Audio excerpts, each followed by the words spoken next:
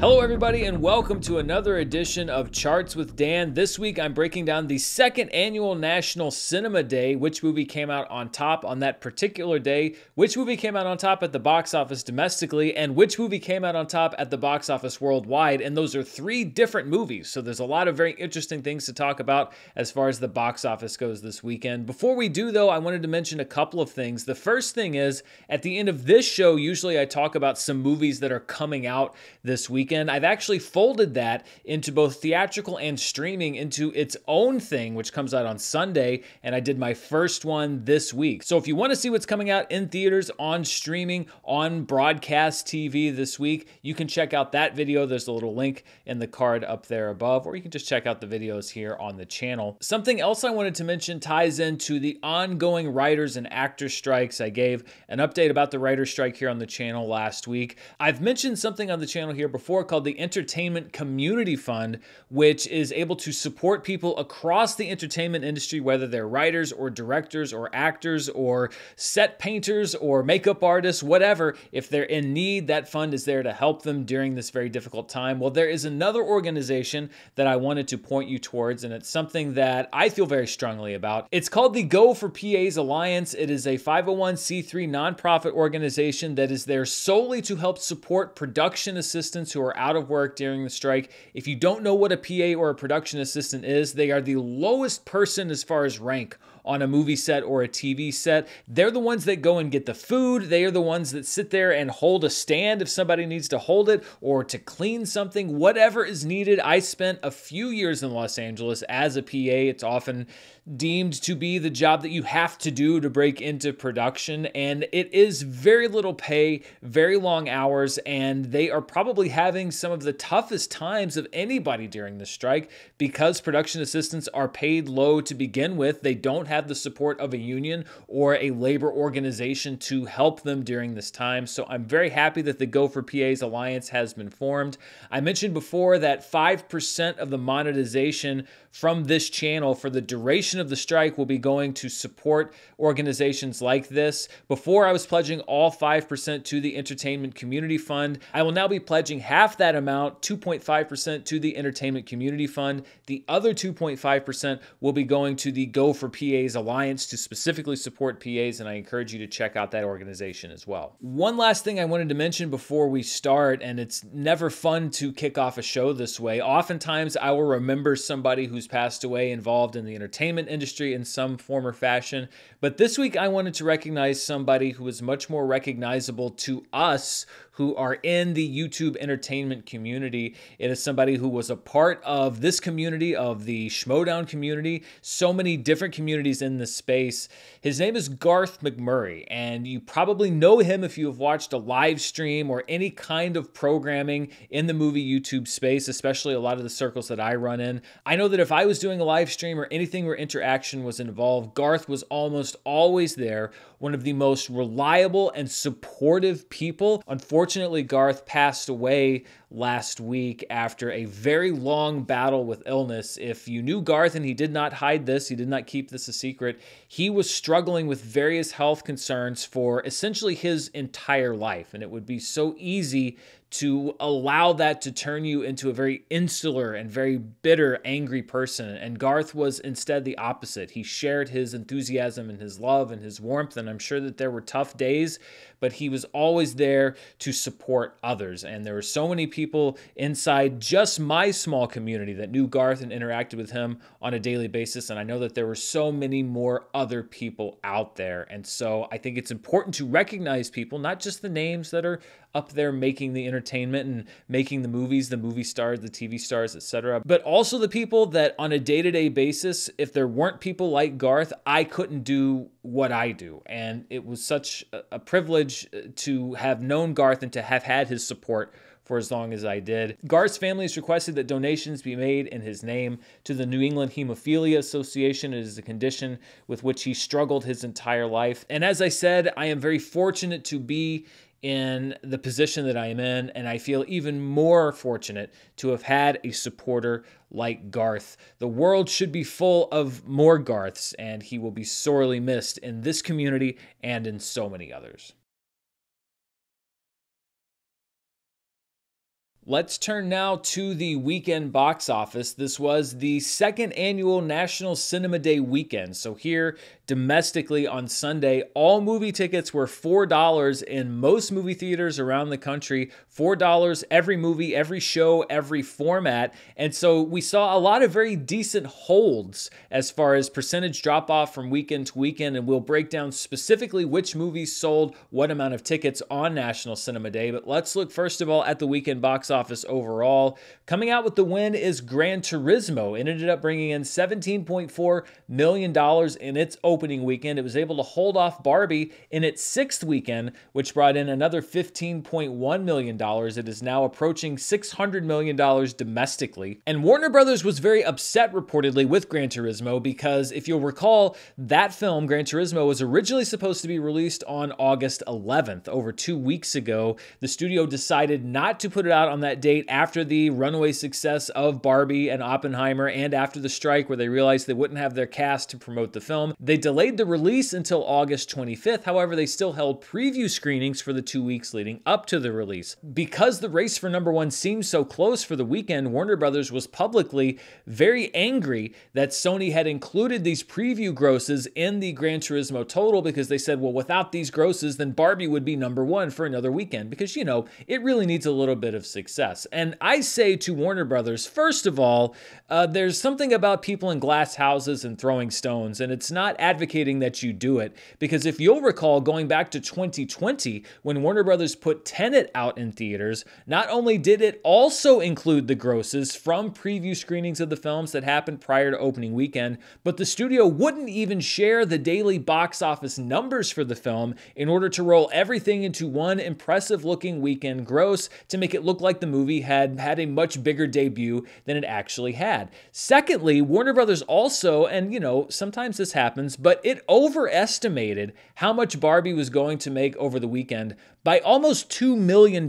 Originally, the estimates for Gran Turismo were at right around $17.3 million, which is where it ended up, but Warner Brothers was estimating Barbie at $17.1 million. It came in at $15.1 million. That is a huge overestimation, and again, I think it was probably something that Warner Brothers may have done, kind of taking the over on estimates, because they know that most of the news cycle for box office is on Sunday, so the story was that Barbie was competitive with Gran Turismo, and then when the actual numbers came in, only nerds and dweebs like myself are actually looking at them. So to Barbie, who wants to play this game with Sony and say, it's not fair that they included those preview grosses, I invite them to drink a warm glass of shut the hell up, because you've done just the same, and you would do just the same in that position. You've got the number one movie of the year, the number one movie of the summer. You can't let Gran Turismo have that number one spot. Come on, Barbie. Coming in third place in its second weekend was Blue Beetle. It dropped 51.4%. We'll look at that compared to other DC films in just a few minutes.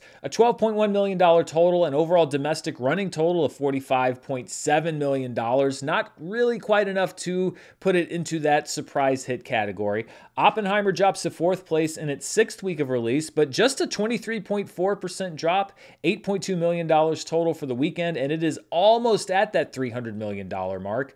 Almost at the $100 million mark is Teenage Mutant Ninja Turtles Mutant Mayhem. It stays in the top 5 in its fourth week of release, just a 14.6% drop and a $7.2 million total. Strays drops to sixth place, a 40% drop in its second week, a $4.9 million weekend total, and an overall domestic total at $16.4 million. Meg 2 The Trench drops 29% for a $4.8 million weekend total and $74.1 million overall domestically. The new Liam Neeson film Retribution debuts in 8th place with $3.5 million, and the Dennis Quaid sports drama The Hill debuts in 9th place with $2.3 million. Talk to Me spends a 5th and perhaps final week in the top 10 with just over $2 million and a 33.2% drop from last weekend. Its domestic total is now over $41 million. Dropping out of the top 10, I mentioned this as a possibility last week. Sound of Freedom, after 7 weeks, is now out of the top 10. If you watched last week's show, I also had Sound of Freedom listed as having dropped out of the top 10. That's because according to the estimates, The Last Voyage of the Demeter was the number 10 movie and Sound of Freedom was number 11. When the actual numbers came in, they flip-flop places, and that's why I don't like to use the estimates for this show. I was traveling last week, so I had to use the estimates, but I hate doing it because there are inaccuracies when I do it sometimes just because of the nature of estimated numbers, and then I have to go back and correct them. It's why I do the show the way that I do. So Sound of Freedom did actually verifiably drop out of the top 10 this past weekend. Also dropping out of the top 10, Mission Impossible Dead Reckoning Part 1 after 6 weeks, and Disney's Haunted Mansion after 4 weeks. When we look at the most theaters lost for this last weekend, The Last Voyage of the Demeter taking the real brunt of it. It lost 1,300 theaters, basically half of the theaters it had left. Also taking a big hit was Jules. It was a movie that was in limited release. It lost 580 theaters total, leaving it in only 65 theaters. It is a very short window for you to see these films in limited release, so if there's one playing near you, go see it. Don't wait. Haunted Mansion dropped 550 theaters. It's now playing in about 1,600 theaters nationwide. Sound of Freedom also dropping 550 theaters and also remaining in about 1,600 theaters nationwide. And Meg 2: The Trench is also now shedding theaters. It dropped 470 this past weekend. It's now under 3,000 theaters. Looking at what I call the road to recovery, that black dotted line is the weekend domestic total for every weekend this year. The blue line is the average of the 2015 through 2019 weekend totals. The red line is the average weekend total for 2021 to 2022 as theaters reopened. As we've been doing for the last few weeks, we are sort of plotting a course between the red and blue lines. The low mark was set for the average from 2021 to 2022. The biggest gross for those years was the second weekend of Free Guy, and then you see we're much closer actually to where we were pre-pandemic when the highest grossing film for that 5-year range was the second weekend of Straight Outta Compton. We are getting into late August into Labor Day. This is usually where we see a box office slowdown. So we'll see if we continue to dip box office wise or if we can kind of stay closer to the average of where we've been. We've got The Equalizer 3 coming out this upcoming weekend, and then we'll see what we can do with September. Of course, now the fall movie season has lost Dune Part 2, which last week was pushed to a March 2024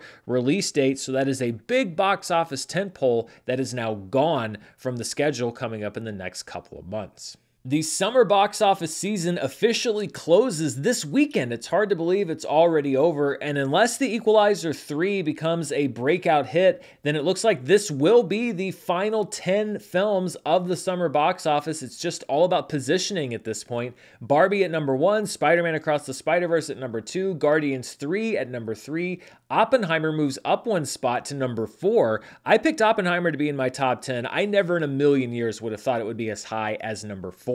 The Little Mermaid moves down 1 spot to number 5, and then numbers 6 through 10 remain the same. Sound of Freedom, Indiana Jones and the Dial of Destiny, Mission Impossible Dead Reckoning Part 1, Transformers Rise of the Beast. Good grief, there's a lot of long titles this summer. And then at number 10, the mercifully one-word Elemental. We're running out of time to laugh at my predictions here, so let's take another look. As you can see, my number 1 pick, The Little Mermaid, looks like it'll be the 5th highest grossing film of the summer. I was able to accurately pick thus far numbers 2 and 3 correctly, but I woefully overestimated The Flash, which I picked number 4. I also overestimated both Mission Impossible and Indiana Jones and Elemental, which were my 5, 6, and 7. Fast X, of course, not a top 10 summer movie, mostly thanks to Sound of Freedom's surprise success.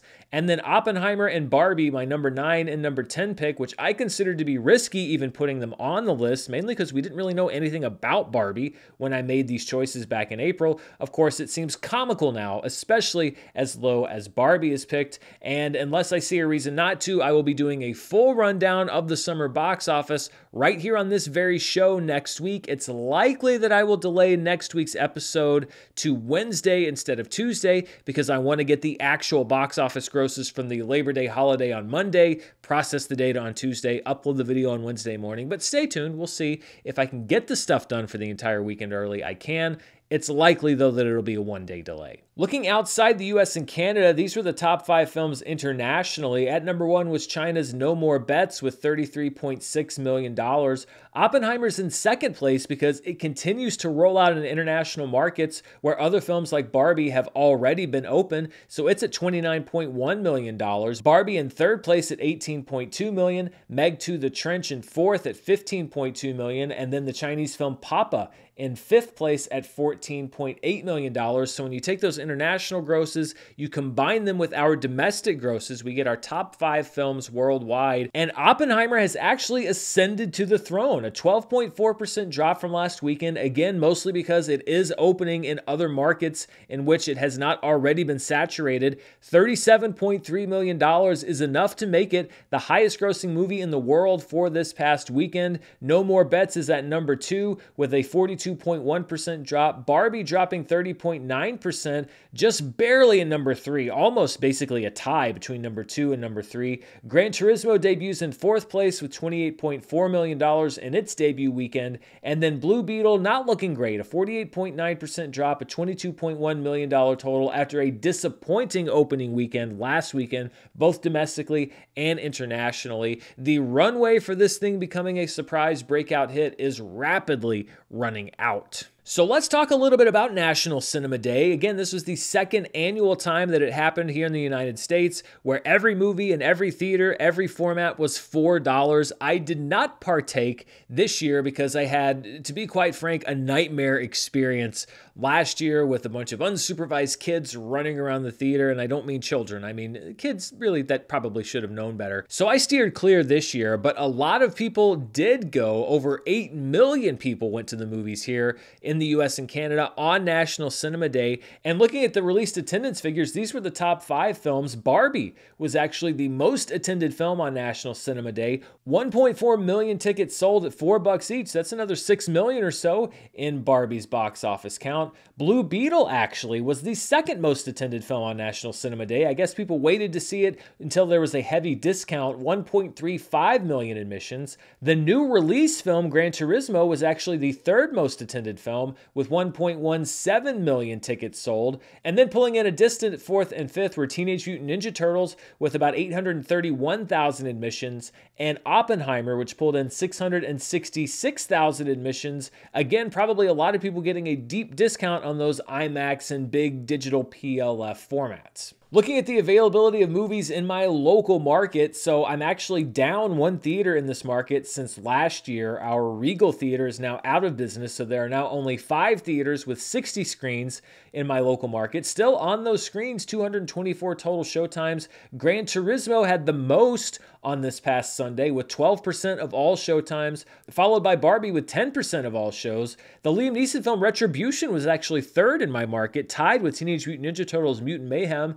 Then Blue Beetle and Strays both had 8% total market share. The Hill, Golda, Mission Impossible Dead Reckoning, Talk to Me, The Little Mermaid, and Jurassic Park all split about the same market share. And then all other titles constituted about 12% of all showtimes. So there was a big variety of movies for people to see, but as has happened this summer, the default seemed to be Barbie for most people, and it reigned supreme over this National Cinema Day. And if tickets had been a little more expensive, then maybe Warner Brothers would have gotten that box office win they obviously so sorely wanted. We've got a lot more to get to, but before we do, I'm going to thank the sponsor for this week's video. This episode is brought to you by AG1, a daily foundational nutrition supplement that supports whole body health. I've been talking about AG1 on the show for a while now, and I've also been drinking it for a while, and I really don't keep to routines very well because life as a guy running a YouTube channel is pretty chaotic, but AG1 makes it easy. It's just 1 scoop of powder mixed with water once a day,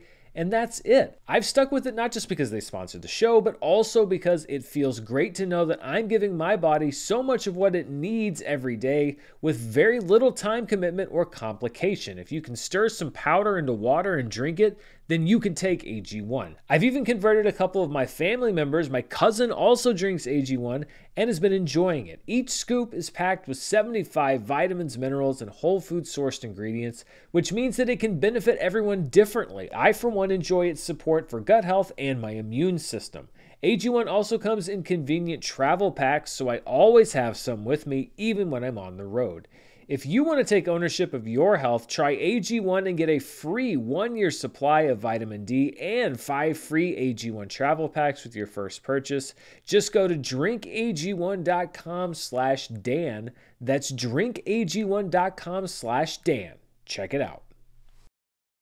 Let's take a look at some charts regarding some of the individual films in the top 5. Gran Turismo didn't really set any marks as far as car racing or video game movies, so we're going to skip over it. It did come out finally, which is, good for it. But let's talk about Barbie, as we have been for the past several weeks, because it continues to set marks, looking first of all at the highest grossing films of the decade domestically. Barbie has overtaken the Super Mario Brothers movie as the highest grossing film of 2023 domestically, which means it's also the 4th highest grossing film of the decade, although it has a big mountain to climb if it wants to get to number 3, because it's a little under $100 million away from surpassing Avatar: The Way of Water. I don't know if it's going to get there, but still, when you're number 4 behind Spider-Man: No Way Home, Top Gun: Maverick, and Avatar: The Way of Water, you're doing pretty well at the box office. And when we look at Barbie's performance versus the other top grossers of the 2020s, I heard your feedback and I put Spider-Man: No Way Home on this chart. I just have it performing off the chart, literally, because otherwise it would just shrink all the other data down. So yes, that black line that just goes off the top of the chart, that's Spider-Man: No Way Home, and it just goes to show you how far ahead of every other movie this decade it has been at the domestic box office. And you see that little dance that the pink line and the blue line have been doing. The pink is Barbie, the blue is Avatar: The Way of Water, and we've gotten to the point in the release cycle where The Way of Water is going to begin opening that lead up over Barbie. Also closing in is that green line, Top Gun: Maverick. You see there was a big gap between Maverick and Barbie. That is also beginning to close. So the longevity of Avatar: The Way of Water and the longevity of Top Gun: Maverick look like they will eventually win out over Barbie, which has had great legs of its own at the box office. Keep your mind out of the gutter. But I think that we are likely to see Barbie coming in below both of those films domestically. Of course, nothing's over till it's over, so I will continue to track this week by week and day by day here on the show. Another thing that people asked me about was this chart. I did not include The Exorcist on this chart because it's tougher to find data from older movies, but I found enough reliable sources to be able to add this. So these are the highest grossing films in Warner Brothers history, adjusted for inflation, in instances where there is verifiable box office data. And yes, The Exorcist is by far, when you adjust for these numbers, the highest grossing Warner Brothers film of all time at nearly $1.4 billion in 2023 money. The Dark Knight is at number 2 with $757.7 million, followed by 1989's Batman in 3rd place, The Dark Knight Rises in 4th place, and just days away from passing The Dark Knight Rises to take that 4th spot is Barbie at $592.8 million.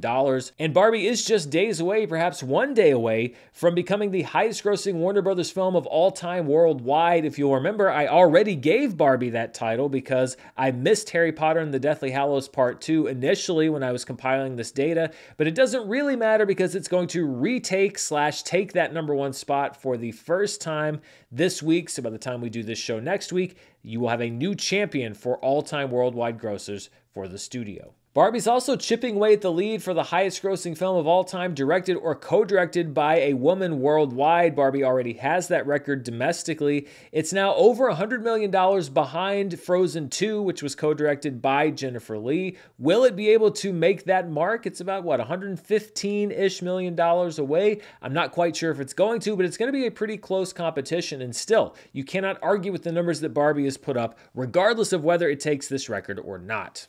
Let's talk about Blue Beetle a little bit, and one of the only positive box office stories about it so far is that it did have one of the better holds for the DCEU era. National Cinema Day no doubt helped it to have the 4th best hold for a DCEU film. Aquaman holds the record because of its weird holiday release and where it fell in the release schedule. Then Wonder Woman at 43.3% in its second weekend. Birds of Prey, which dropped 48% in weekend 2. And then we have Blue Beetle, which held better than Shazam.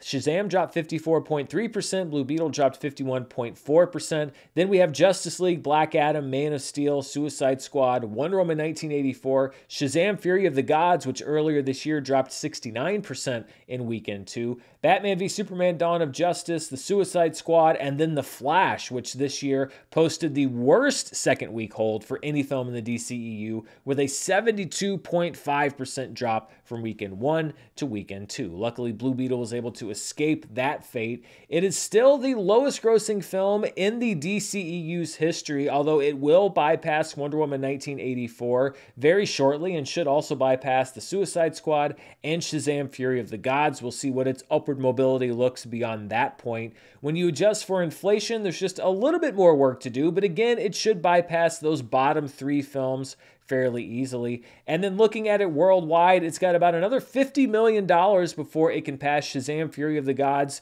to avoid being the lowest grossing DCEU film worldwide, then another $30 million before it can pass Wonder Woman 1984. It's not holding well domestically or internationally. It's holding better domestically because of National Cinema Day, but we'll see just how far up this chart it can get worldwide. There's just not much buzz around this film, despite the fact that audiences liked it okay and critics liked it okay. This just seems to be a very bad time for the DC universe cinematically, and we'll see if this carries over to Aquaman and the Lost Kingdom coming out later this year, and then the new rebooted version of the DC universe, which we'll be seeing in the next couple of years. Oppenheimer has set a couple more benchmarks. First of all, it is now the 3rd highest grossing film of Christopher Nolan's career, unadjusted for inflation. It has passed the domestic gross of Inception and will soon become just the 3rd Nolan film to make $300 million domestically. Of course, it's still well behind both The Dark Knight and The Dark Knight Rises. And when we look at the highest grossing R-rated films of all time worldwide, Oppenheimer is now past The Matrix Reloaded for number 4 and will soon pass both Deadpool and Deadpool 2 to become the 2nd highest grossing R-rated film ever released worldwide. It will be number 2 behind Joker, which was able to break that $1 billion barrier. But again, looking at those films, those are all genre films. 2 Deadpool films, big audience-pleasing comedies. The fact that Oppenheimer has done so well across all borders, internationally, etc., Christopher Nolan really has crafted something special, because a movie like Oppenheimer, big, long, 3+ hours, lots of talking, historical epic, you don't see movies like this breaking out like this at the box office very often, if ever. And so Nolan has really accomplished something with this film. One brief update too on Teenage Mutant Ninja Turtles Mutant Mayhem. Adjusted for inflation, it has now passed the grosses of both 2007's TMNT and 1993's Teenage Mutant Ninja Turtles 3, and it will soon pass the gross of 2016's Teenage Mutant Ninja Turtles Out of the Shadows adjusted for inflation. So it looks like it's going to settle in there in that 4th spot for the Turtles franchise. Let's take a look now at some other charts from this weekend, and we'll first look at the top per theater averages for August 25th through 27th. This is dominated by indies, number 1 being the comedy Bottoms. We've been talking about it as far as very positive reviews the last couple weeks. It opened in 10 theaters this past weekend and made $46,105 per theater. We'll see how that stacks up as far as overall per theater averages for the year. In second place was the re-release of Winter Kills, still playing in just 2 theaters and bringing in $6,568 per theater. In third and fourth place are 2 of the most indie-sounding movies that I've ever heard of. In third place is a movie called Fremont, which features a former Afghan translator who's moved to Fremont, California, and works as the fortune writer at a fortune cookie factory, but still thinks of the life that she left behind. And in fourth place is Piaf, a movie about a sound engineer who's hired to construct the soundscape for a commercial featuring horses, who then goes on a journey of erotic self-discovery when she grows a horse tail. Is it good? Is it bad? I don't know, but it sure is indie. And then in fifth place, probably the least indie film that I can think of, Gran Turismo in its opening weekend, able to eke out that 5th spot with $4,515 in each of its 3,856 theaters.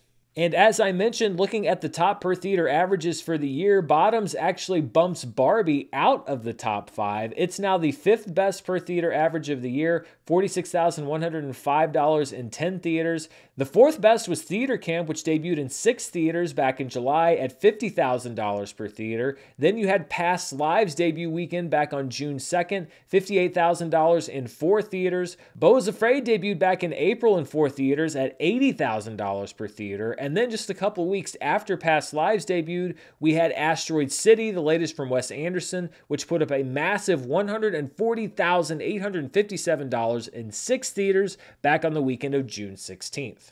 These were the top 5 films, at least as far as listed grosses. There are always films, particularly Indian cinema, that don't have grosses available in time for this show. But as far as movies that I know of that played in 1,000 theaters or fewer, the number 1 movie was Golda, starring Helen Mirren somewhat controversially as the Israeli Prime Minister Golda Meir. Golda made almost $1.7 million this past weekend in 883 theaters. In second place, in an unknown number of theaters, at least to me, was the Indian film Mastani, which is a historical drama about the Sikh rebellions. Playing in 10 theaters, we had Bottoms, which brought in $461,000 total. Then Rocky Aur Rani Ki Prem Kahani in an unknown number of theaters, but with great longevity, $417,000 in week number 5. And in 5th place, we had the second week of Old Boy's 20th anniversary re-release, the Park Chan-wook film, which is being distributed by Neon for this re-release, brought in $176,000 in 182 theaters.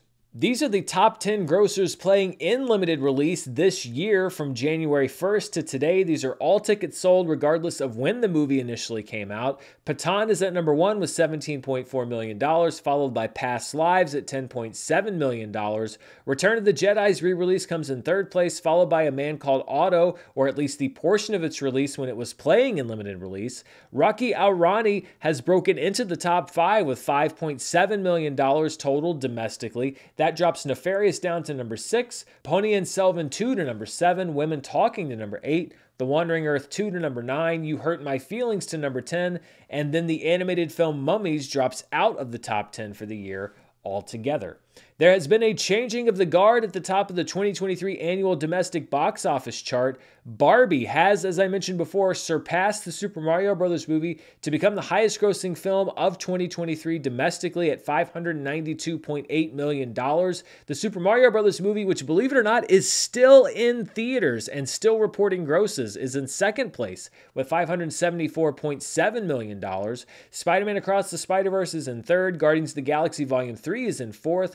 Oppenheimer jumps up 1 spot to the top 5 domestically this year, followed by The Little Mermaid at number 6, Ant-Man and the Wasp: Quantumania at number 7, John Wick Chapter 4 at number 8, Sound of Freedom is at number 9, but it's gaining on John Wick Chapter 4, and Indiana Jones and the Dial of Destiny rounds out the top 10 with $174 million.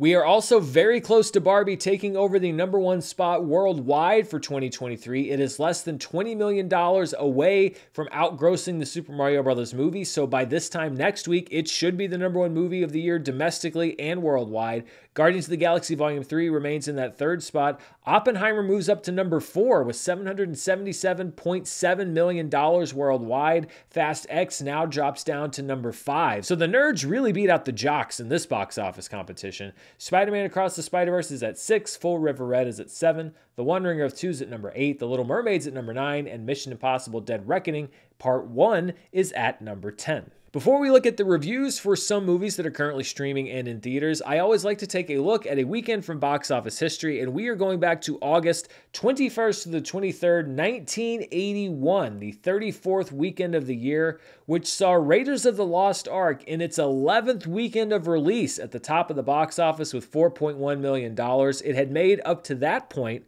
$110.7 million for a final domestic total in its 1981 release only of $164.6 million. That does not include re-release grosses. Debuting in 2nd place that weekend was An American Werewolf in London, which is still one of my favorite movies to watch around this time of year. Over $3.7 million in that opening domestic weekend led to a final domestic total of about $30.5 million.